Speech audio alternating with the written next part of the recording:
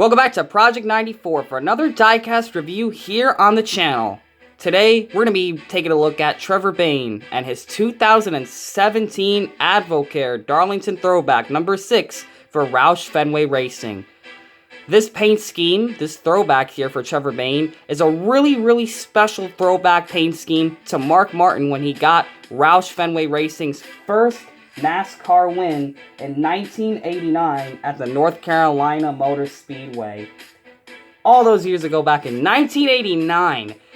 And in 2017, Trevor Bayne was able to do the throwback. And of course, Mark Martin is my all-time favorite driver, my idol, and all that stuff. Man, Mark Martin, I love anything Mark Martin.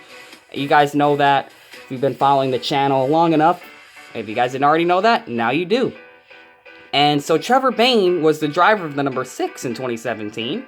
And of course, Advocare decided to run this paint scheme and give them the rights to run, just give them rights to one of the most beautiful retro Mark Martin cars. And this is a really cool one. It's a pretty easy throwback to do as well, which is probably another reason why they chose to do it. And what I really like about it is that it's quite faithful to the original, just slightly different color. Of course, the sponsor looks different than the original Stro Light sponsorship that was originally on the car. But other than that, it's still a really cool throwback, and it deserves to be reviewed here on the channel. So let's take a closer look at it. Trevor Bayne. I really like Trevor Bayne. You know, he was on my favorite drivers list for a while because he was driving the number 6, so it's really unfortunate. You know, 2011 Daytona 500 champion, but was not really able to do much more than that, which is really unfortunate because I was hoping he was going to do big things in that number 6 Roush Fenway entry. You know, I'm a fan of number 6. I wanted to do well, and unfortunately that did not pan out too good for Trevor Bayne, which is unfortunate. However, he did get to run this beautiful throwback right here. So here's the front of the car. You got number 6 Ford Fusion. You got Roush Fenway Racing. You got Ford. You have Advocare right there on the hood. You have Moog Mao Competition. I really can't really read what's under that. Got Edelbrock and Sunoco. Goodyear, the white Goodyear wheels. Of course, you got the NASCAR International Throwback logo. Mechanics wear. And what is that, Coca-Cola? Let me try to zoom in on that. That logo right there. Not really sure what that says. Kind of too small for me to read. You know, I'm reviewing 164s, you guys. You got 3M, K&N, and Flowmaster right there. You have number 6 right there on the side with the retro font, which is faithful to the original car. Got Trevor Bayne's name right there with his little symbol. That's pretty cool. Got Ford, Advocare. Man, what is that other logo that's underneath Advocare? It's like an American flag. And then a yellow logo, which I can't read, unfortunately. It's too small. Mac Tools. An orange sponsor. You got Sherwin-Williams Champion. I'm pretty sure that one is Doosan. Pretty sure that's the way that sponsor is. You have Advocare right there on the door. Or on the quarter panel, I should be saying. Number 6 is on the door. Back when they used to have the door numbers in the middle. No way. Fans are probably gonna be like, oh, wow, you know, they used to have the door numbers in the middle. We liked it more that way. And honestly, the door number placements, that's a subject for another video. I just brought that up because, you know, these cars had the numbers in the middle for you newer fans out there that are probably wondering about that. You have Roush Fenway Racing. You have Advocare, which is really off and kind of crooked, which is really unfortunate. You got number 6 right there, Ford, a paint chip on the spoiler. You have Advocare and Advocare on the roof. And now it's time for the paint scheme. This one's going to be pretty quick because the paint scheme is just that simple. It's spray painted a really dark navy blue. Now, I remember the original Stro Light car. I actually have a picture of it next to me right now.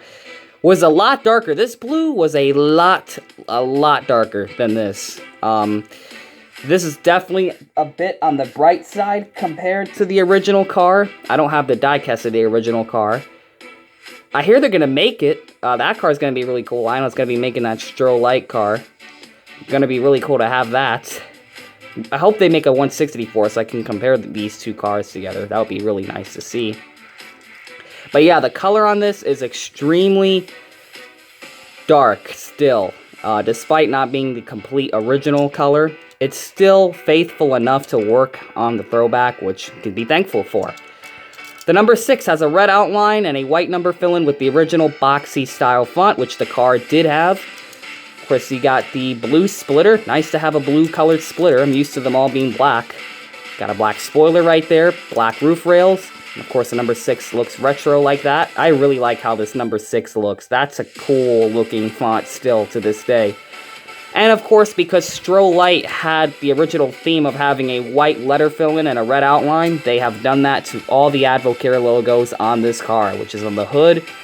You got the sides, you got the roof, the deck lid, and the back all have that same theme to it, which is just faithful to the original.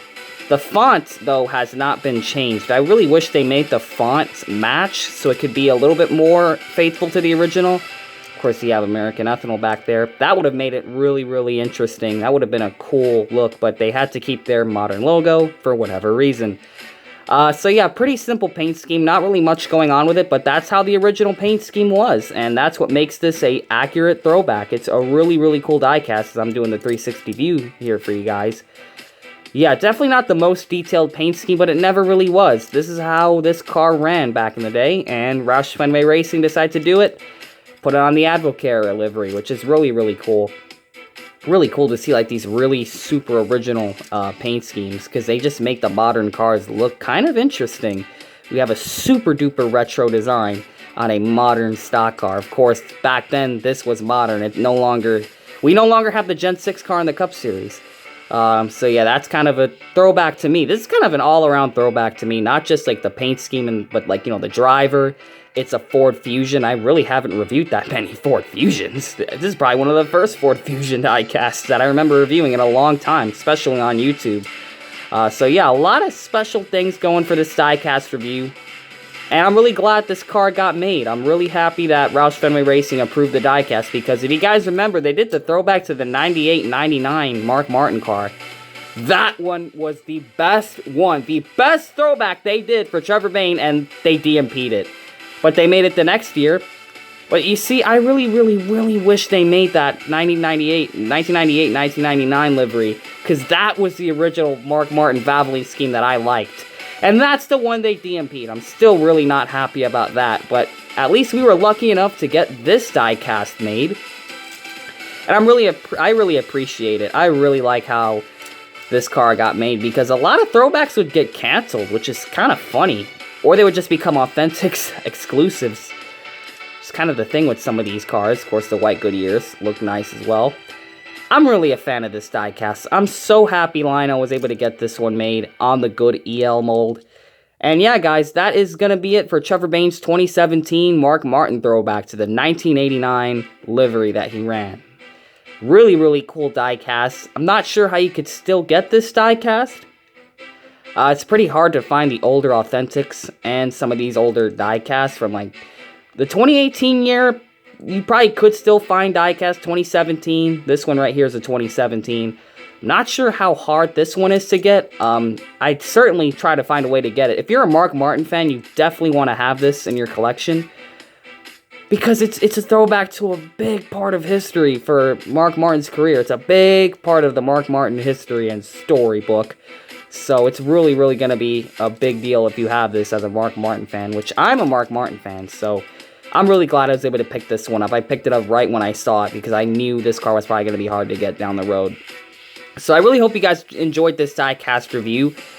Comment, like, and subscribe, and we will see you guys in the next diecast review. And we'll probably get some more of these Darlington throwback Gen 6 cars. We'll probably have some more retro diecasts. We got some next gen 2023, 2022. You never know what you could see on this channel. We got plenty of diecasts to review, so stay tuned for more of these videos. Subscribe for more content, and always remember to make sure you know what you're doing when you're putting decals on your diecast.